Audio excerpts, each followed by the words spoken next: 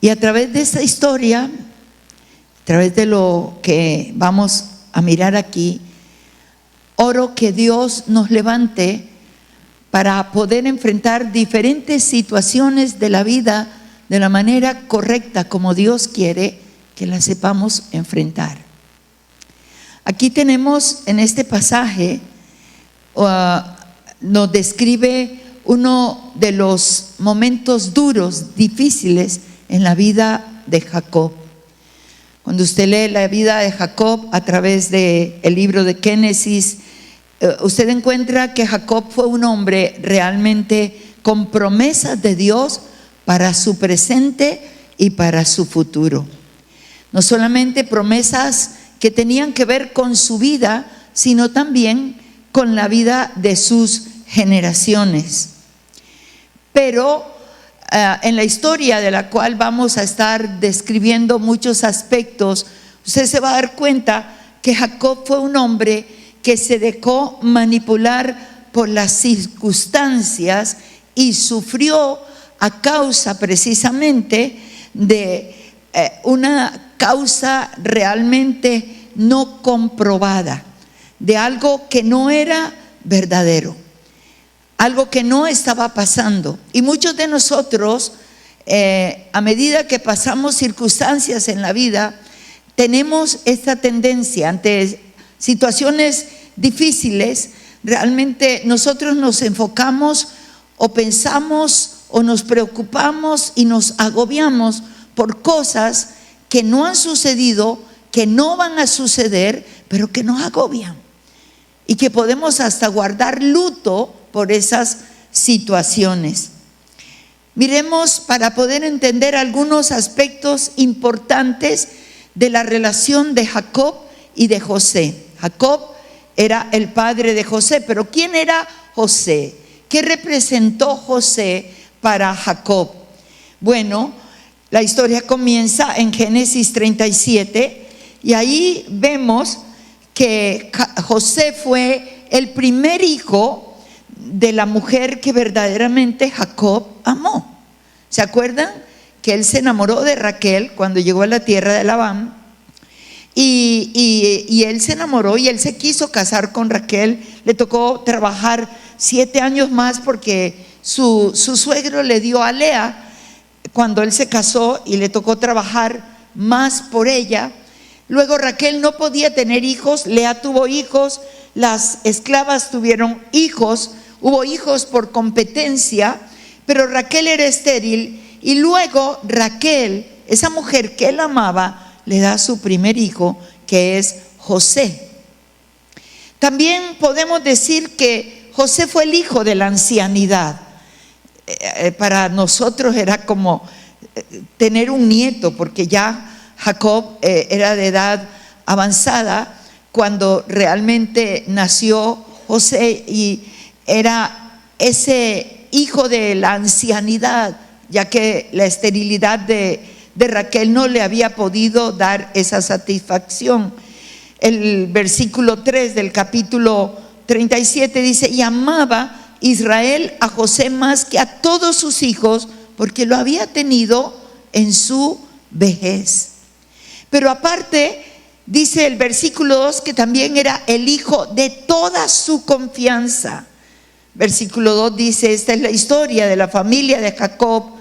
José, siendo de edad de 17 años, apacentaba las ovejas con sus hermanos, y el joven que estaba con los hijos de Bila y con los hijos de Silpa, mujeres de su padre, e informaba a José, a su padre, la mala fama de ellos. Este era lo que llamamos en Colombia el sapito de la familia. El sapito es el que cuenta todo. Pero desde muy joven José se preocupó por todas las cosas de su padre. Así es que el mal comportamiento de sus hermanos, José se lo comunicaba a Jacob. Pero José también era para Jacob el hijo de sus sueños. Compartían sueños. Los hijos, todos los amamos. Los hijos que Dios te ha dado son un tesoro. Pero hay hijos que realmente se alinean con la visión, se alinean con el llamado que Dios te ha dado. Hay hijos que realmente están en el mismo, llamámoslo así, en el mismo espíritu, y desde muy pequeños tú los ves inclinándose, mientras otros sueñan con una carrera, con servir a Dios a través de su carrera, pero hay otros que están en la línea precisa de aquellos sueños que Dios te ha dado para ti y también para tus generaciones. Así es que José era alguien supremamente especial para Jacob. Era el hijo que él amaba, y lo dice claramente aquí, lo amaba más que a todos sus hijos. ¿Qué representa José para nosotros dentro de esta historia? Bueno, representa aquello que hemos amado mucho. Representa nuestros sueños que podemos tener. ¿Cuántos aquí han soñado, los jóvenes, con una carrera, con terminar sus estudios, con un negocio, con el ministerio, con servir al Señor, con tener una familia, con tener hijos, con que sea una familia realmente que ame y siga al Señor? José representa para nosotros aquellos sueños que tenemos, aquellos anhelos, aquellos deseos de nuestro corazón, nuestros sueños de poder realizar, o una empresa, o tantas cosas. Y por eso lo comparamos de esa manera, para que podamos mirar la reacción de Jacob ante la prueba, ante aquella noticia que le dan sus hijos acerca de José. Y vamos a mirar 3 actitudes que lo llevan a sufrir tremendamente, lo llevan a sufrir el resto prácticamente de su vida. Escuche esto: por una causa no comprobada. Y esas mismas actitudes se repiten hoy entre nosotros. A lo largo de nuestra vida se pueden repetir. Podemos inclusive hoy estar sufriendo por algo que no va a pasar, por algo que realmente, aunque sí estamos viviendo tiempos difíciles, pero que no va a suceder. Y podemos estar aún guardando luto por situaciones no comprobadas. Y vamos a mirar las 3 reacciones que son muy comunes también a nosotros. La primera la he llamado: Jacob se dejó llevar por lo que vio. El versículo 32 y 33 dice: y enviaron la túnica de colores. Usted sabe que los hermanos de José odiaban a José, le tenían envidia a José. ¿Por qué? Porque su padre lo amaba, y es que el papá no tuvo prudencia en eso. Él expresaba su amor por ese muchachito.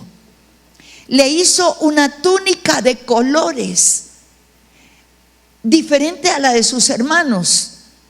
Esa túnica se la tejió su padre. Era una túnica muy diferente a la túnica que usaban sus hermanos. Las túnicas de sus hermanos eran de lino, eran cortas, porque eran las túnicas que se usaban para el trabajo, para la cotidianidad. Pero la túnica de José tomó tiempo, la tejió su papá, y dice que era una túnica de muchos colores, porque eran las túnicas reales, de la realeza. Cuando alguien realmente tenía esta ropa, era porque se conocía que venían los hijos de los príncipes y eso. Y Jacob le hizo esta túnica a su hijo José. Para sus hermanos esto fue terrible, y usted sabe lo que sucedió, cómo realmente lo llevaron al campo, lo iban a matar. Gracias a Dios que no lo mataron. Pero luego la solución es lo que dice aquí el versículo 32 y 33. Y enviaron la túnica de colores y la trajeron a su padre, y dijeron: esto hemos hallado, reconoce ahora si es la túnica de tu hijo o no. Verso 33, y él la reconoció y dijo: la túnica de mi hijo es. Sí, sí es la túnica de mi hijo. Ellos le quitaron la túnica a José, ellos la mandan a su padre, y entonces ¿qué vio? Vio la sangre. Confirmó a sus hermanos lo que ellos querían escuchar, y él dijo: sí, es la túnica de mi hijo. Y él empieza a llorar. Se olvidó de la marca, vio la señal. ¿Qué señal vio? La sangre de un cabrito. Inmediatamente se olvidó de la marca. ¿Cuál era la marca? Lo que Dios le había hablado acerca de José. Esa palabra que no se había cumplido. Aquello por lo cual él tejió esa túnica, porque en su corazón él sentía que José tenía un llamado de Dios para gobernar. Él meditó en los sueños que José tuvo. ¿Recuerda cuando José tuvo los sueños? El versículo 5 del capítulo 37 dice: y soñó José un sueño y lo contó a sus hermanos, y ellos llegaron a aborrecerle más todavía. Y él le dijo: oíd ahora este sueño que he soñado. He aquí que atábamos manojos en medio del campo, y he aquí que mi manojo se levantaba y estaba derecho, y que vuestros manojos estaban alrededor y se inclinaban al mío. Le respondieron sus hermanos: ¿reinarás tú sobre nosotros o señorearás sobre nosotros? Y lo aborrecieron aún más a causa de los sueños y sus palabras. Soñó otro sueño y lo contó a sus hermanos, diciendo: aquí que he soñado otro sueño, el sol y la luna, 11 estrellas se inclinaban hacia mí. Lo contó a su padre, a sus hermanos, y su padre le reprendió y le dijo: ¿qué sueño es este que soñaste? ¿Acaso vendremos yo y tu madre y tus hermanos a postrarnos en tierra ante ti? Y sus hermanos le tenían envidia, mas su padre meditaba en esto. Ahora, esos sueños que José no debió contarlos, pero como era un sapito, tenía la boca grande. Y muchas veces los sueños que Dios nos da, que son realmente la visión de aquello que Dios quiere que realizamos, tiene un tiempo para contarlos. Pero él vio todo eso y él estaba deslumbrado. Las espigas, las otras se inclinaban, el sol, la luna, las estrellas. O sea, cuando él lo cuenta, su padre ya sabía, ya sentía en su corazón que ese muchachito traía un llamado de autoridad y de gobierno. Por eso le hizo la túnica. Pero ahora los sueños confirmaban, y por eso dice: y Jacob meditaba. O sea, era una comprobación de aquello que como padre él sentía, por lo cual le había hecho la túnica. Y ahora con esos sueños él los meditaba, porque de verdad él podía decir: mi hijo tiene un llamamiento. Ahora, cuando la túnica llega llena de sangre, él vio la señal que el enemigo envió, pero él se olvidó de la marca. Y ese es el punto para nosotros. Nosotros siempre vemos las señales, lo que el enemigo nos envía respecto a cualquier situación. Como padres anhelamos que nuestros hijos sirvan al Señor. De hecho, el que estemos en sus caminos, el que hoy le conozcamos, el que caminemos en Él, debe hacernos pensar que Dios no me llamó solo a mí, que en mí y a través de mí Dios tiene propósitos con mis hijos. Ay, pastora, pero mis hijos están alejados del Señor. Pero Él tiene propósitos para tus hijos. Cree en el Señor Jesucristo y serás salvo tú y toda tu casa. Créele por tus hijos, ora por tus hijos. Y nosotros siempre vemos las señales que el enemigo envía, porque lo que el enemigo envía son señales para desanimarnos en nuestra fe. Siempre va a pasar. Pero usted tiene que recordar que por encima de las señales está la marca del Señor. ¿Sabe que me encanta la historia de Rahab? Rahab es una de las mujeres realmente para mí que tiene mucha enseñanza. Y la marca de Rahab fue la fe. Siendo una prostituta, teniendo un negocio de prostitución, cuando tuvo los espías en su negocio, cómo los escondió, cuando ya los sacó del escondite y se fueron los que los buscaban, ella se aseguró y le dijo: ahora, como yo hice misericordia, como yo no permití que les hicieran daño, los escondí, ahora prométame que ustedes van a hacer misericordia de mi vida, de mi padre, de mi madre, de mis hermanos y de mis hermanas. Que cuando ustedes entren, ustedes salvarán nuestras vidas. Porque ella ya con lo que había visto desde su torre, con lo que había oído en su negocio a los militares, su fe en el Dios de Israel había crecido. Ella ya amaba al Dios de Israel. Ella sabía que Jericó iba a ser destruida, pero ella quería que su vida y su familia fuera salva. Ahora me gusta mucho porque su fe llegó a un nivel cuando ellos dicen: ok, sí, nosotros vamos a guardar tu vida.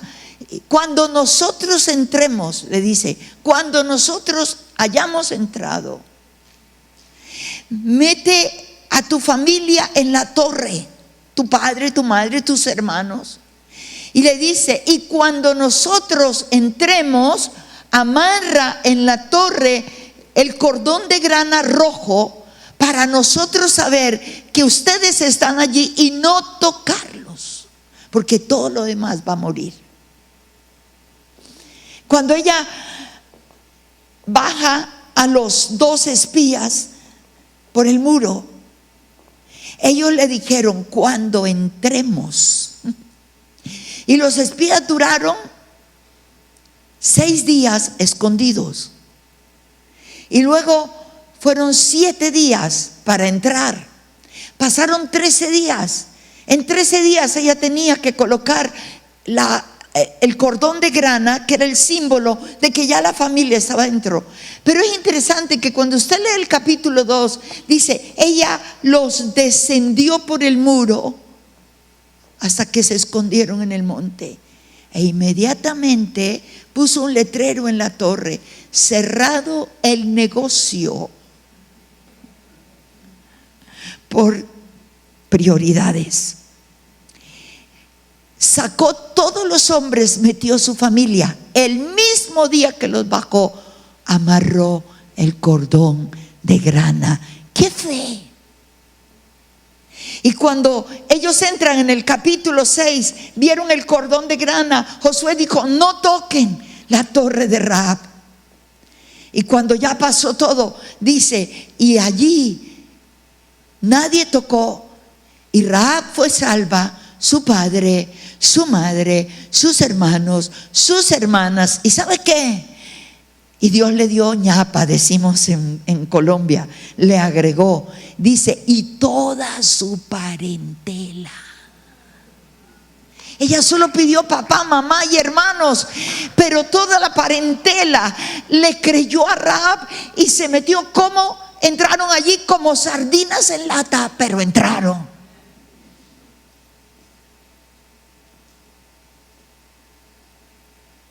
Nosotros no podemos ver las señales que nos manda el enemigo. Por encima de las señales está la marca. Hebreos capítulo 11 versículo 1 habla de fe. Dice que la fe es la certeza de lo que se espera, la convicción de lo que no se ve. Cuando usted va a 2 de Corintios capítulo 4 versículo 18, dice Pablo, hablando de la tribulación: esta leve tribulación momentánea producirá en nosotros un cada vez mayor y más eterno peso de gloria. Y dice: no mirando lo que se ve, sino lo que no se ve, porque lo que se ve es pasajero, pero lo que viene es eterno. Gloria a Dios. Aquello que viene será eterno. Pablo dice: no pongan sus ojos. Me gusta mucho cuando Pablo en Romanos capítulo 4 habla de cómo realmente se mantuvo Abraham. En el capítulo 4 de Romanos, versículo 18 al 21, teniendo 100 años, no habiendo venido todavía el hijo de la promesa, dice: él creyó en esperanza contra esperanza, para llegar a ser padre de muchas gentes, conforme a lo que se le había dicho: así será tu descendencia.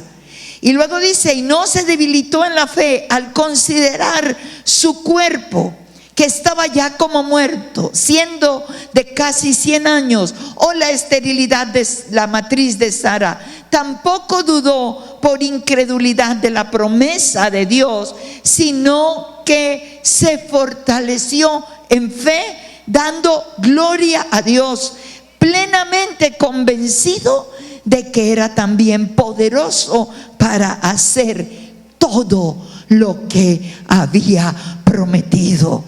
Dios nos da promesas a través de la predicación, a través de la meditación de la palabra. Si usted no ha aprendido a orar con sus promesas, va a tener que aprender a orar. Ore con las promesas de Dios por esta nación, por México. Crea que Dios va a cambiar esta nación y a transformar esta nación. Ore por el próximo presidente. Le quedan 40 días a partir de hoy. 1 de julio ustedes tendrán elecciones. En 40 días Dios puede hacer cosas maravillosas. Ore con fe, créale a Dios. Esta es su tierra prometida. No vamos a dejarles a nuestros hijos una tierra llena de violencia, de corrupción y de tantas cosas. Usted y yo podemos levantar manos y doblar rodillas y producir que los cielos sobre México se abran, y que las promesas que Dios ha dado para esta nación desaten un avivamiento que traerá cambios y transformación a toda la nación. Bendito sea el Señor. Creamos en esperanza contra esperanza, sabiendo que Dios es fiel para cumplir todo lo que Él ha prometido. Así es que vemos tristemente que Jacob se dejó llevar por lo que vio, pero él tenía promesa de su hijo y esa promesa no se había cumplido. Él vio la sangre, él vio la túnica y él dijo: la túnica de mi hijo es. La segunda reacción, que es común a todos nosotros, es que Jacob, en medio de esa situación, habló irresponsablemente. Diga conmigo: no puedo hablar irresponsablemente. Tengo que cuidar mis palabras. El versículo 33 del capítulo 37 dice: y él la reconoció y dijo: la túnica de mi hijo es.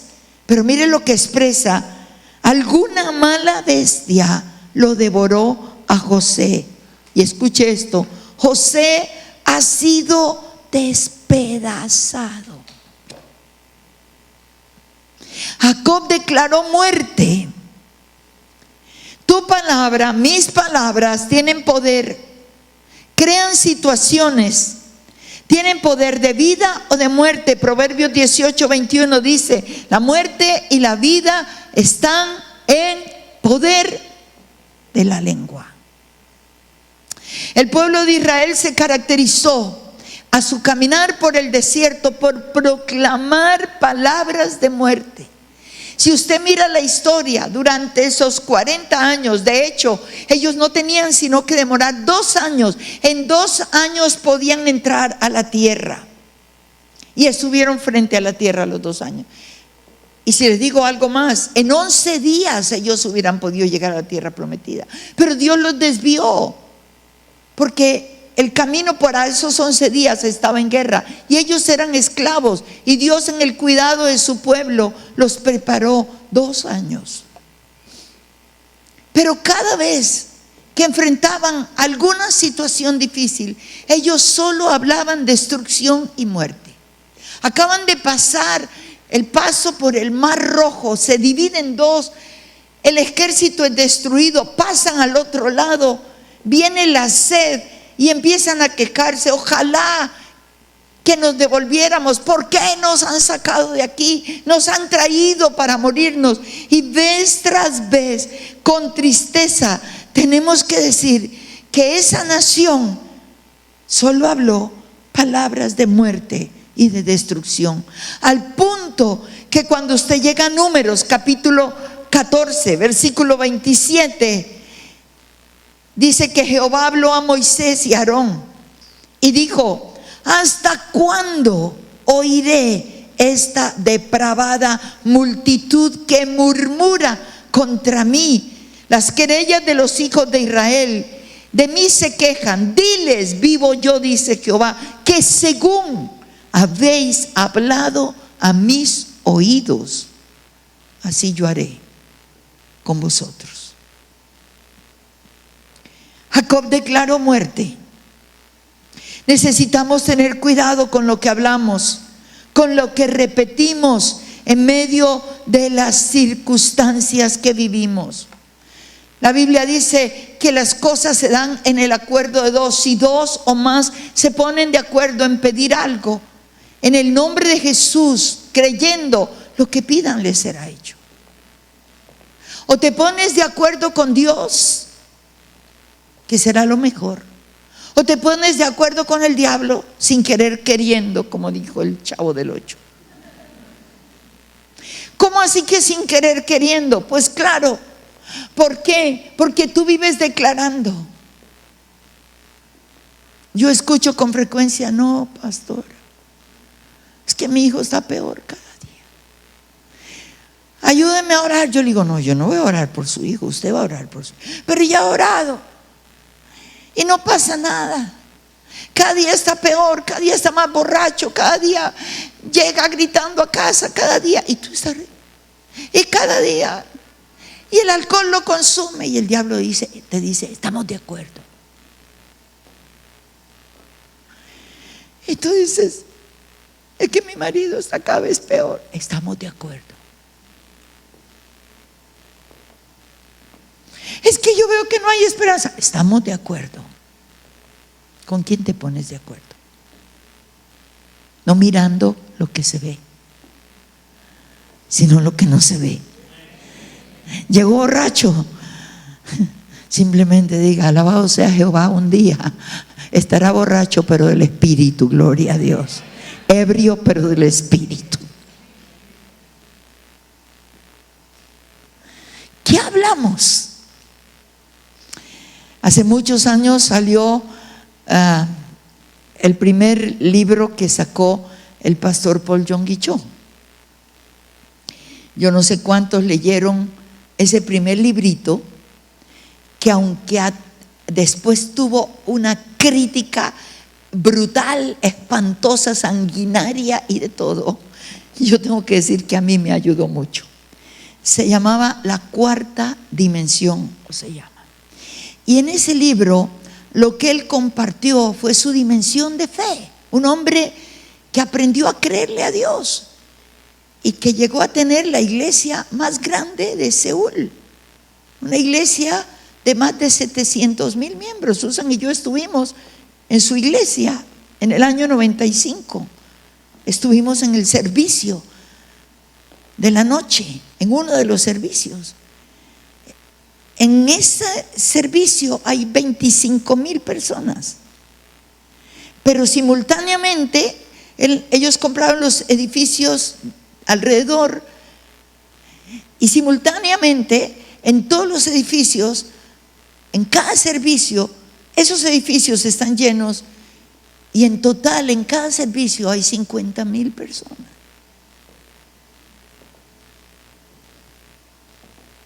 Pero hay servicio todo el sábado y todo el domingo.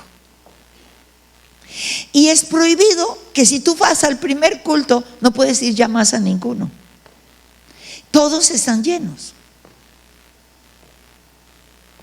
Porque fue un hombre que se levantó a creerle a Dios. Y en ese libro, realmente para mi vida fue de mucha bendición. Y un testimonio que hay allí era en sus comienzos. Dice que un día llegó una mujer llorando a su oficina, miembro de su congregación, todavía no tenían tanta gente. Y llegó llorando, se sentó y le dijo: pastor, ayúdeme a orar por mi hija. Hace 3 años está metida en la prostitución. Se fue de casa.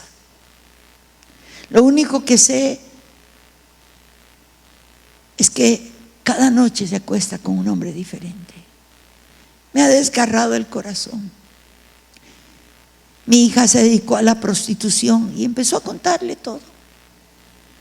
Y el pastor Paul Yonggi Cho, con esa sabiduría y esa fe, le dijo: ok, ya no me hable más de su hija. Cuénteme cuál ha sido el deseo que usted ha tenido para esa hija. Ay, pastor, le dice, desde que yo conocí al Señor, yo le he pedido al Señor, mi anhelo es que ella pueda ser una mujer que tenga una pasión por misiones, que Dios la pueda llevar a las naciones de la tierra, llevando el mensaje del evangelio. Lo que yo anhelo es que sea una mujer consagrada para Dios. Y después de que ella expresó todos sus sueños que había tenido con su hija, esta fue la recomendación. Le dijo: te prohíbo que vuelvas a hablar lo que me acabas de decir respecto a tu hija, y que a partir de mañana tú comiences a orar mirando a tu hija como la has deseado, dándole gracias a Dios por el llamado misionero, por las naciones que están preparadas para ella, orando por su consagración para Dios. Y bueno, le prohibió hablar lo que ella había hablado. Vas a orar como tú la has deseado ver. Y al día siguiente esta mujer comenzó a clamar, obedeciendo las instrucciones. Y te voy a decir, no pasaron 8 meses. Y una noche dice que su hija estaba para acostarse ya con un hombre en un hotel. Se había desnudado de sus ropas, y por primera vez en todos esos años de pecado, antes de cometer su pecado, por primera vez se vio sucia, se vio asquerosa. Nunca antes había sentido eso. Y se vio tan sucia e inmunda que no tuvo más sino volverse a poner sus vestidos y salir corriendo de esa habitación. Corría por las calles. Era la madrugada. Cogió un taxi y a las 3 de la mañana llegó a su casa. Timbró. Su mamá asustada salió. ¿Quién está timbrando? Cuando abrió la puerta, su hija estaba llorando, tirándose a sus brazos, pidiéndole perdón, diciéndole: mamá, ¿cómo pude yo dejar mi casa? Vino a Cristo, comenzó a asistir a la iglesia. 4 años después, Dios le dio un esposo, un hombre llamado a misiones. Y dice aquí el testimonio: fueron enviados por la misma iglesia a servir al Señor en otras naciones. Gloria a Dios. Cuide lo que realmente usted puede expresar en tiempos difíciles. Cuide su boca. Jacob habló irresponsablemente. Nunca me olvido la primera vez que Dios nos llevó a África con Susan. Fuimos a nuestro viaje misionero, íbamos a Zimbabue y a Mozambique. Ya estábamos terminando nuestro tiempo, un mes estuvimos en esas dos naciones. Habíamos regresado a Mozambique y esa noche nos había pedido la misionera que nos invitó que pudiéramos cantarle una serenata, porque ella estuvo mucho tiempo en México. Meredith estuvo en México, amó México y ahora servía al Señor allí en África, que fue ella que nos invitó. Y ella ama Latinoamérica y dijo: antes de que ustedes se vayan, la noche antes de salir, queremos darle una serenata a los pastores africanos, los blancos, los de ascendencia irlandesa e inglesa. Y nosotros con Susan preparamos nuestras guitarras, íbamos a cantarles esa noche, como que tú vas a dar la serenata, que hay que esperar casi la medianoche para llegar. Y estábamos allí, y en eso llega Meredith. Estábamos en la sala de la casa y llega Meredith, la misionera, y ella dice: me acaba de informar uno de esos pastores donde íbamos a dar la serenata, que llegó un Marconi de Colombia. ¿Sabe qué es un Marconi? Un mensaje, antes, bueno, ahora es WhatsApp, pero antes uno tenía que enviar por Telecom un mensaje, un telegrama. Entonces dice Meredith, dice el pastor que llegó un telegrama de Bogotá, de Colombia. Y cuando él dice eso, yo quedé fría. Yo había estado meditando allí en la palabra y yo quedé fría. Y yo dije: un Marconi de Colombia. Algo pasó. Tuvo que haber pasado algo. Entonces Susan me dijo: pero no, amiga, ¿qué va a pasar? Le digo: no, es que ellos ya saben que nosotros regresamos. Tuvo que haber pasado algo terrible en casa. Y ella me dice: no. Y digo: pero ¿por qué tenían que mandar un Marconi? Entonces ella dice: pero a lo mejor no es de tu casa. Pero ¿qué más va a mandar un Marconi hasta África? Un telegrama hasta África. Y yo entré en pánico. Yo dije: Dios mío, ¿qué pasó en mi casa? Y Meredith viene y me dice: no, tranquila, eso no ha pasado nada. Sigue leyendo tu palabra, que no ha pasado nada. Ok. Y yo dije: bueno, voy a seguir leyendo. Y cuando voy, yo estaba en 1 Samuel. Y cuando vuelvo a la palabra, ¿tú qué crees? Que me encuentro con el pasaje que tenía abierto. Y llegó un mensajero a la casa de Elí, y Elí estaba sentado a las afueras en una silla, y el mensaje que trajo el mensajero fue: Elí, tus 2 hijos han muerto. Ay, padre. Y yo tengo 2 hijos varones. Ay, ahí sí que quedé fría. Dios mío. Y yo le dije: amiga, mira esto. Y Susan consolando me dice: no, amiga, acuérdate la palabra que Dios nos dio antes de salir de África. Con alegría saldréis y con paz volveréis. ¿Qué vas a tener paz si tus 2 hijos hubieran muerto? No, tus 2 hijos están vivos. No, yo quiero ir a ver ese Marconi, pero todavía no es la hora de la serenata. ¿Qué importa que no sea la hora de serenata? Yo tengo que ir a ver ese Marconi. Llegamos a dar la serenata y gracias a Dios que los ingleses no son como nosotros los latinos.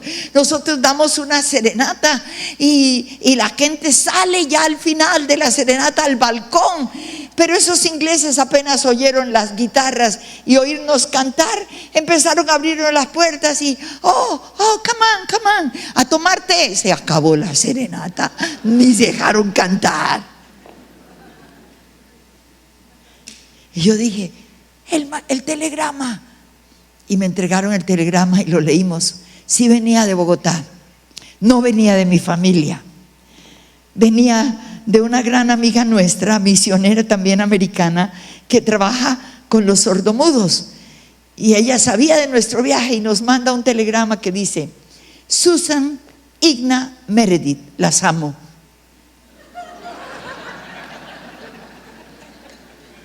Y yo dije, esta es la primera vez que alguien me dice que me ama y casi me mata.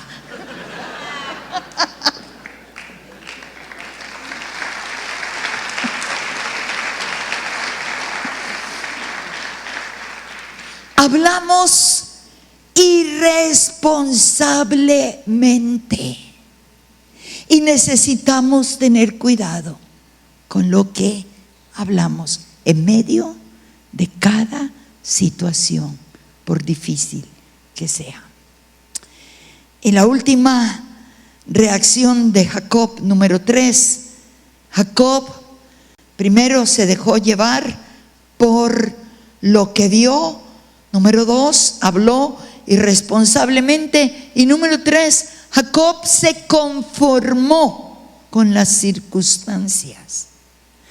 El versículo 34 al versículo 36, después de ver la túnica, después de declarar que una mala bestia había desgarrado a su hijo, entonces Jacob rasgó sus vestidos, puso cilicio sobre sus lomos, guardó luto por muchos días. Se levantaron sus hijos y sus hijas para consolarlos. Él no quiso recibir consuelo, hizo otra declaración: descenderé enlutado a mi hijo hasta el Seol. Y lo lloró su padre. ¿Y sabe cuántos años lloró a Jacob? 23 años lo lloró. 23 años.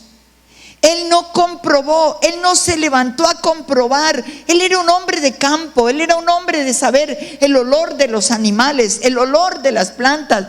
Un hombre de campo conoce el olor de todo. Pero él no dijo: permítame, déjeme ver, esta sangre no huele a una sangre humana. Él tenía que conocer, esta sangre huele animal. Este no es, sí es la túnica de mi hijo, pero no es la sangre de mi hijo. Él no hizo eso, no comprobó, y lo lloró 23 años. 23 años.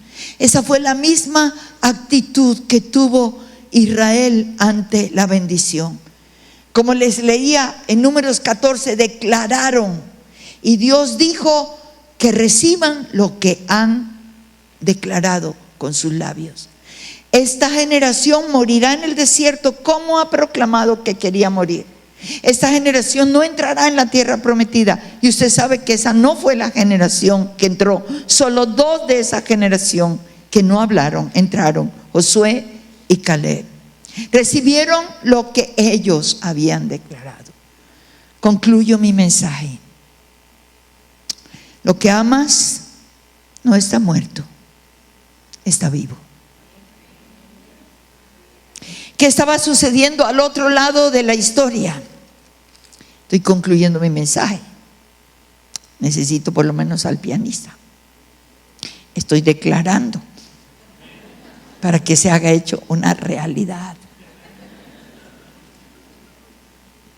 ¿Qué estaba sucediendo al otro lado de la historia?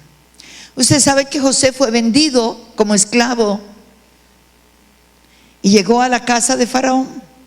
Dice el capítulo 39 que llegó a la casa del Faraón. Llegó como esclavo, a la casa de Potifar. Y allí Dios prosperó, Dios estaba con él. Su papá no estaba con él, pero Dios estaba con José. ¿Dónde? En la esclavitud. Después usted sabe que llegó a la cárcel. Estuvo en la cárcel, versículo 20 y 21, por calumnia. Y dice: y tomó su amo a José y lo puso en la cárcel donde estaban los presos del rey, y estuvo allí en la cárcel. Pero Jehová, versículo 21, estaba con José y le extendió su misericordia y le dio gracia en los ojos del jefe de la cárcel. Y el jefe de la cárcel le entregó en manos de José el cuidado de todos los presos que había en aquella prisión y todo lo que se hacía allí. De la cárcel, años más tarde, fue llevado a la presencia del faraón. ¿Por qué? Porque el faraón tuvo un sueño. Porque el copero, a quien José le había interpretado un sueño y le había dicho que iba a hablar de él ante el faraón, se olvidó de José, y 2 años pasaron hasta que el faraón tiene un sueño que nadie lo podía interpretar. Y entonces es cuando llaman a José de la cárcel para ir frente al faraón. Y después de interpretar el sueño, el faraón dice: veo que sobre ti está el Espíritu de Dios, y no hay otro que pueda ser mi mano derecha. Yo seré el faraón, pero tú serás el segundo en mi reino.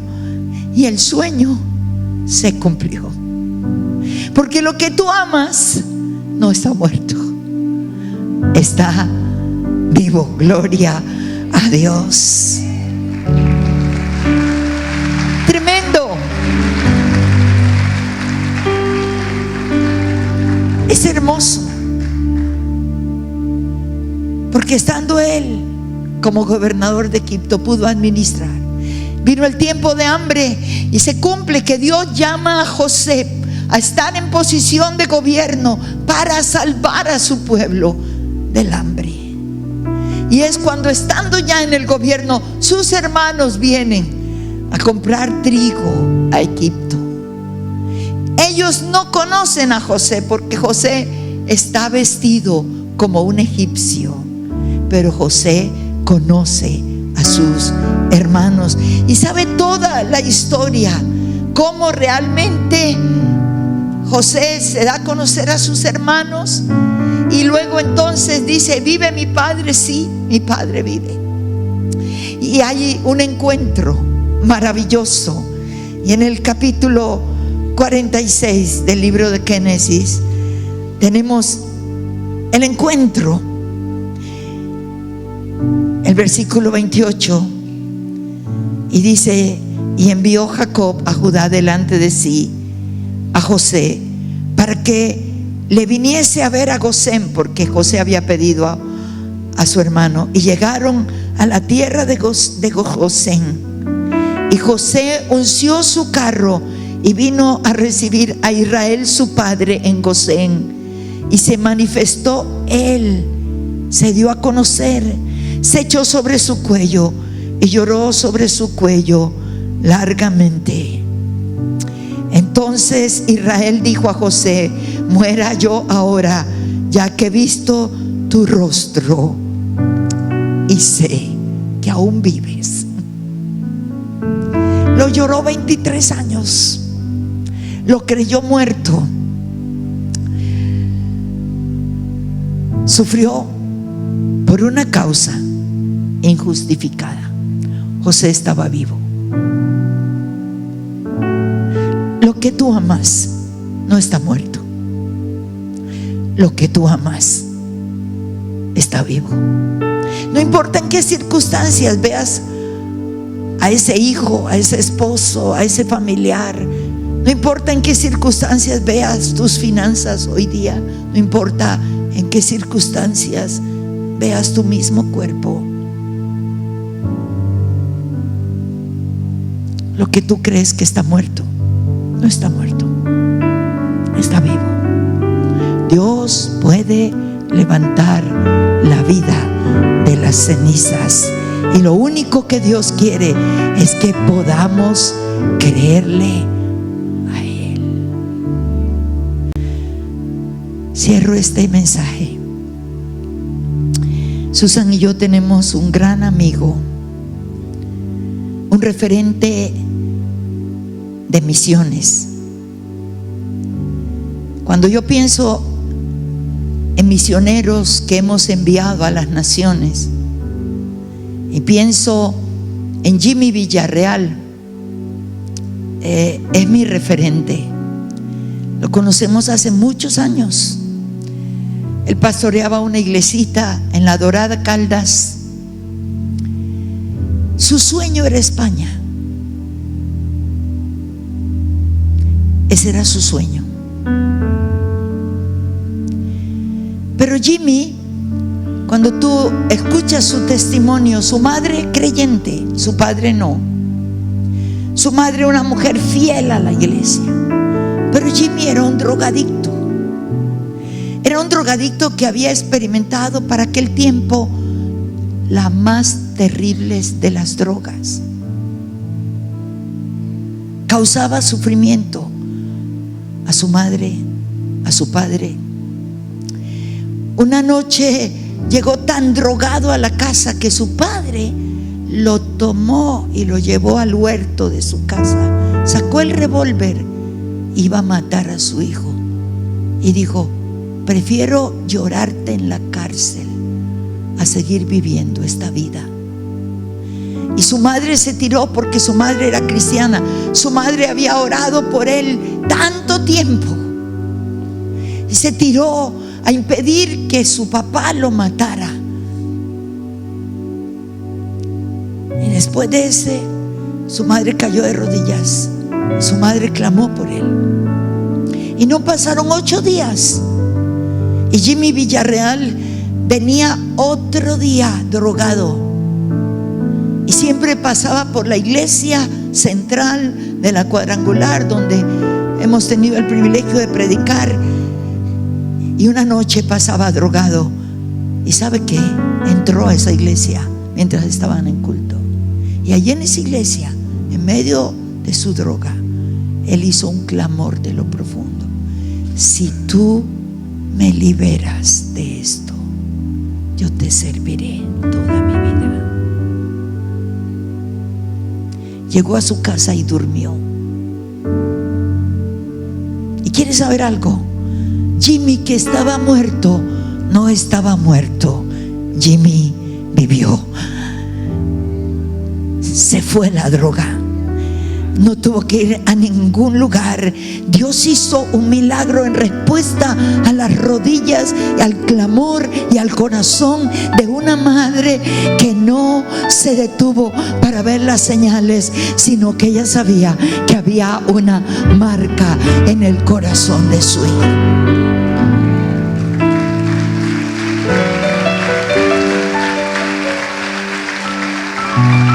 Jimmy Villarreal caminó con Dios, entregó su vida a Dios, un hombre apasionado hasta el día de hoy. Pasó trabajos, fue mandado por la misión al Perú, pero el Perú no era su sueño era España. Y no había esperanza ya, la misión no lo iba a mandar a España. Y recuerdo una tarde, mientras estaba en nuestra iglesia ministrando, el Señor le dio una palabra que volvió a vivificar el sueño para España. Y prácticamente lo que le dijo es: lo que amas no está muerto, está vivo. Y después de eso, Dios abrió las puertas en España. Y Jimmy llegó con su esposa y sus 3 niños pequeños a Madrid. Pasó fríos, pasó hambres, porque no le llegaban recursos. La pasión por España lo consumía. Hoy en día, Jimmy ha sido presidente de la misión cuadrangular para toda España. Jimmy ha ido a las naciones de la tierra. Dios le ha permitido levantar una obra hermosa.